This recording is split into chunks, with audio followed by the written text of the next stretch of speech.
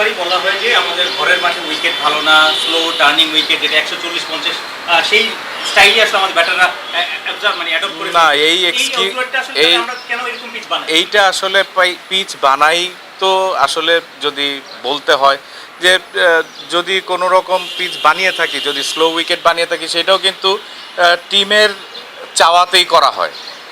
তো এখন যদি আমরা সেই প্রশ্নটা করি যে তোমরা উইকেটের অজুহাত দাও বিদেশ গেলে, তাহলে দেশে আমরা উইকেট যেইভাবে বানিয়ে দিই, যেভাবে আমাদের সবাই হোম কন্ডিশনের একটা অ্যাডভান্টেজ নেয়, তো টিমের চাওয়া থেকেই কিন্তু সেটা করা হয় যে টিম কোন উইকেট দিলে টিম পারফর্ম করতে পারবে, কীরকম উইকেট থাকলে টিম পারফর্ম করতে পারবে, সেই রিকোয়ারমেন্টটা কিন্তু চাহিদাটা টিম থেকেই তো আসে।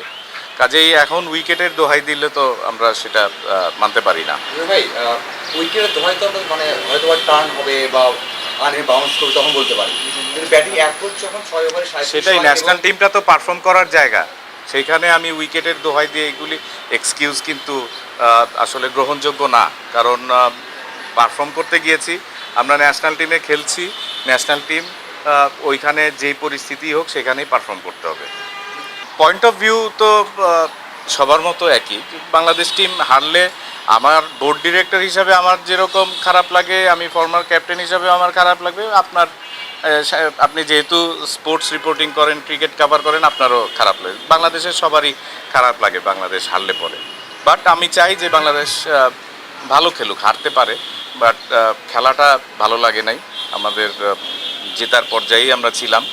তো এই জিনিসগুলি কভার করবে, কারণ মেইন অ্যাসাইনমেন্ট কিন্তু আমাদের ওয়ার্ল্ড কাপ, টি-20 ওয়ার্ল্ড কাপে যদি আমরা পারফর্ম করি তখন আবার এইসব আমরা ভুলে যাব। কাজেই সেইটাকে মাথায় রেখে আমি চাই যে এখন সমালোচনা করাটা টু আর্লি, যেহেতু আমাদের মেইন অ্যাসাইনমেন্ট টি-20 ওয়ার্ল্ড কাপ, সেটাতে যেন ভালো করে, তার জন্য আমরা পাশে থাকতে চাই।